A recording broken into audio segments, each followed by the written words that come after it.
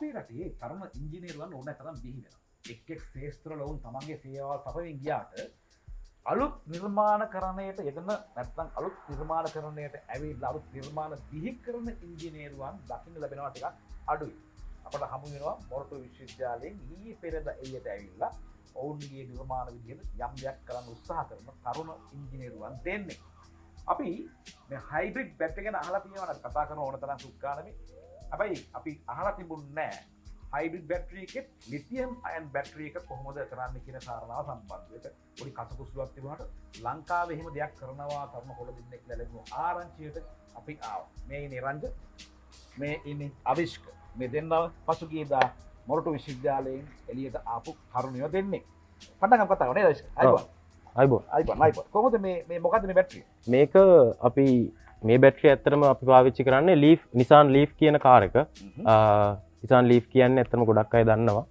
ඒක ලෝකෙම කියන්නේ වැඩිපුරම ලෝන්ච් වෙච්ච පළවෙනි ඉලෙක්ට්‍රික් වාහනය වගේ තමයි සලකන්නේ. කියන්නේ ඊට කලින් ඉලෙක්ට්‍රික් වාහන ගොඩක් තිබුණාට Leaf එක කියන්නේ ඇත්තටම නිකන් ඉලෙක්ට්‍රික් වාහන වලට ගෝ එකක් දීපු වාහනේ. දැන් ඒ සාමාන්‍යයෙන් තිබුණු බැටරි එකේ මේ බැටරි එකේ වෙනස මොකක්ද? මේක තිබුණු බැටරි එක ඇත්තටම ඒ කියන්නේ ඒක ගොඩක් දැන් Leaf එක කියන්නේ මම කියවනේ ආරම්භක වාහනයක. ඒක 2012 වගේ තමයි මේක කරලියට ආවේ. ඊටත් කලින් ඩිසයින් ප්‍රොසෙස් එක කියන්නේ. එතකොට ඒක ගොඩක් පරණ ටෙක්නොලොජි එකක තමයි මේ බැටරි එක තියෙන්නේ. ඒ වුණාට වරදක් නැහැ බැටරි එකේ. නමුත් ඒක ගොඩක් පරණ ටෙක්නොලොජි එක. එතකොට දැන් මේ අපි ඉන්නේ දැන් 2024. එතකොට අවුරුදු 10කට එහා පැත්තේ ලිතියම් අයන් කියන බැටරි ඒ තාක්ෂණය ගොඩක් ඉම්ප්‍රූව් වෙලා තියෙනවා. එතකොට දැන් අපි මේ කරන්නේ ඒ අර ඉම්ප්‍රූව් වෙච්ච තාක්ෂණය ඒ පරණ තාක්ෂණයේ තියෙන ලීෆ් කාර් එකේ බැටරි එකත් එක්ක බැටරි එකට ගේන එක. ඒ කියන්නේ අපි පරිවර්තනයක් කරන්නේ. තිබුණු බැටරියටම ලිතියම් අයන් බැටරි රීප්ලේස් කරලා ඒක හරියට රීපැක් කරලා අදාළ කාරණා කරලා හයි කරනවා. දැන් ඔතන ප්‍රශ්නයක් එනවනේ ධනුෂ්ක. ඒ තමයි තිබුණු බැටරියෙන් කිලෝමීටර් කීයක් දුවන්න පුළුවන්ද? ලිතියම් අයන් දැම්මම පස්සේ කොයිතරම් වෙනසක් ඇති වෙනවද? ඒක ගත්තම මේ කියන්නේ දැන් සාමාන්‍යයෙන් ඔරිජිනල් බැටරි එක අපි ගත්තොත් එහෙනම් ඔරිජිනල් බැටරි එකේ එක එක කැපැසිටිස් එනවා කිලෝවොට් 20 30 40 ගණන් 60 64 ඒ වගේ ලොකු කැපැසිටි ප්‍රමාණයක් එනවා. එතකොට ඒක ගත්තම ඇත්තටම මේක චීනේ නිෂ්පාදනය කරන මොඩියුල් එකක්. එතකොට සාමාන්‍යයෙන් අපිට කිලෝමීටර් 400කට එහා පැත්තේ රේන්ජ් එකක් මේ අපි මේ මෙතන මේ හදලා තියෙන බැටරි එක දැම්මම අපිට වාහනයට අරගන්න පුළුවන්. අපි අහලා තිබුණේ කලින් ලීෆ් එක 100ක් පුළුවන් කියලා. ඒක නෑ මේක හයි කළාම 400ක් යන්න පුළුවන්. 400ක් යන්න පුළුවන්. ඇත්තටම දැන් කාලේ තියෙන ඉලෙක්ට්‍රික් වාහනයක තියෙන තරම ප්‍රමාණයටම ඕගොල්ලෝ මේක අප්ඩේට් කරනවා. ඇත්තටම ගත්තොත් ඉලෙක්ට්‍රික් වාහනයක් ගත්තම මිනිස්සුන්ට ගොඩක් බයයි. ඒ කියන්නේ දුර ගමනක් ගිහිල්ලා එන්න පුළුවන්ද, බැයිද, කොහෙ නවතියද, charge කරන්න තැන් තියෙනවද? ඇත්තටම මේ වගේ දෙයකට ගියාට පස්සේ ඇත්තටම ඒක සම්බන්ධව කිසිම බයක් සැකක් නැතුව තමක ගමන ගිහිල්ලා පරිස්සමට ගෙදර එන්න පුළුවන් කමක් තියෙනවා ඉතින්. සාමාන්‍යයෙන් දැන් අපි කතා කරලා තියෙනවා මේ සාමාන්‍යයෙන් ওই බැටරි රිපෙයාර් කරන එක හොඳ නෑ. ඒවයේ තියෙන මොඩල් එකට තව අලුතෙන් කෑලි ඔබලා ඉවර වෙලා මේවා ෆික්ස් කරන එක හරිය නෑ. එහෙම කළාම මදර් බෝඩ් එකට සවුත් වෙන්න පුළුවන්. එහෙම සිස්ටම් එක වෙනස් වෙන්න පුළුවන්. එහෙම නිසා මේ දැන් මේ වගේ පරිවර්තනයක් ලිතියම් අයන් යොදලා කරන පරිවර්තනය ඒක හිතකරද අහිතකරද කියන එක සම්බන්ධ සහතිකයක් දෙන්නේ කොහොමද? ඇත්තටම ඒ කියන්නේ මේ පහුගිය දවස්වල ඒක හරි කියන්නෙත් නෑ, මම වැරදි කියන්නෙත් නෑ. සමහරුන්ට ඒක හරි, සමහරුන්ට වැරදි වෙන්න පුළුවන්. මේකේ BMS එක මේ තියෙන BMS ඒ කියන්නේ බැටරි මැනේජ්මන්ට් සිස්ටම් එක. ඒකේ පොඩි සෙටින් එකක් වෙනස් කළා මේ බැටරි එක බහින්න පුළුවන් වෝල්ටේජ් එකක් තියෙනවා. අන්නේ වෝල්ටේජ් එකට වඩා පල්ලෙහාට ගෙනහිල්ලා ඒ කියන්නේ තව පොඩ්ඩක් කැපැසිටි එක ඇඩ් කරලා දෙනවා වාහනේට. ඔව්. එතකොට ඇත්තටම ඒ කියන්නේ ටික දවසක් යනකම් ඒ යූසර්ට ඒ කියන්නේ අපි හිතමු ෆයිනෑන්ෂියලි කියන්නේ ආර්ථික වශයෙන් පොඩ්ඩක් අමාරු කාලෙක හිටියා නම් ඔව්.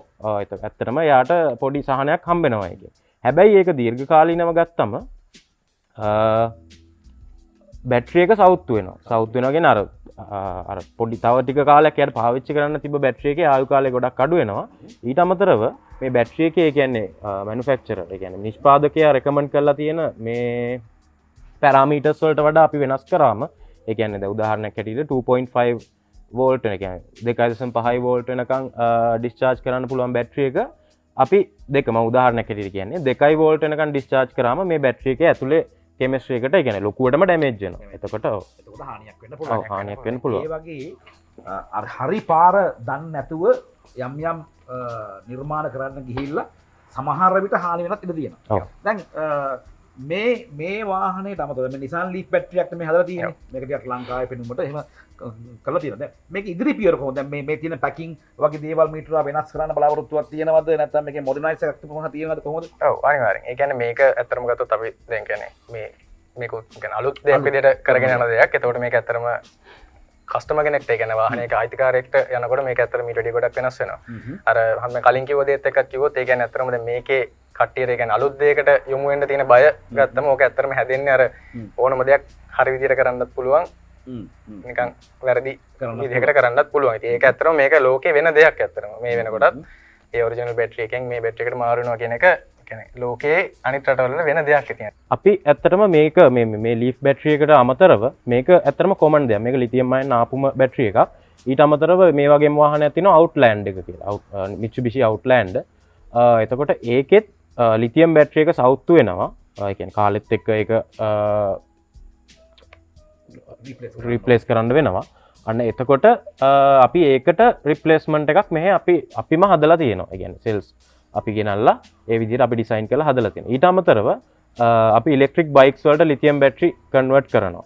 ඒ කියන්නේ ඉලෙක්ට්‍රික් බයික්ස් වලට ගොඩක් වෙලාවට එන්නේ ලෙඩ් ඇසිඩ් කියන බැටරි වර්ගය. ඒ බැටරි එකේ තියෙන ප්‍රශ්නේ තමයි එකක් අපි පොඩි කැපැසිටි එකක් ගන්න ඒකේ ලොකු බරක් අපි දාගෙන යන්න ඕනේ වාහනේ. එතකොට වාහනේ අර යන්න තියෙන ඒ කියන්නේ අපිට ලිතියම් බැටරි එකකින් කිලෝමීටර් 5ක් යන්න පුළුවන් එක මේක සමහරවිට 4ක් යන්න පුළුවන් වෙන්න පුළුවන්. මොකද ඒ බැටරි එකේ එනර්ජි ඩෙන්සිටි එක නැත්තම් අර අපිට බර ප්‍රමාණකින් ගන්න තියෙන එනර්ජි එක ගොඩක් වැඩි. ඒ කියන්නේ එනර්ජි එක ගොඩක් අඩුයි. හැබැයි දැන් ලිතියම් බැටරි ගත්තම අපිට අඩු බර ප්‍රමාණයක කියන්නේ බයික් එකට ගොඩාක් බර දෙන්නේ නැතුව අපිට පුළුවන් ලොකු කැපැසිටි එකක් බයික් එකට දෙන්න. එතකොට අපේ රේන්ජ් එක සහ එෆිෂන්සි එක ගොඩක් වැඩි වෙනවා. එෆිෂන්සි එක කියන්නේ කාර්යක්ෂමතාවය ගොඩක් වැඩි වෙනවා.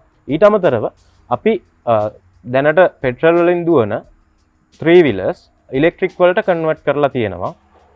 ඊළඟට තව අපි පාපැදියට අපි ඒ කියන්නේ අපි ආයාසයෙන් පදින එක වෙනුවට අපි මෝටර් එකක් එකට ඉන්ටග්‍රේට් කරලා ඒක ඉලෙක්ට්‍රික් පාපැදියක් හැටියට ක්‍රියාත්මක වෙන්න හදලා තියෙනවා. ඒ කියන්නේ පාපැදියෙන් යන මනුස්සයට වැඩි දුරක් කිසිම ආයාසයක් නැතුව යන්න පුළුවන් වෙන මට්ටමට පාපැදිය නිර්මාණය කරලා තියෙනවා බැටරි එකක් සහ ඒ කන්වර්ෂන් කිට් එකක් ආධාරයෙන්.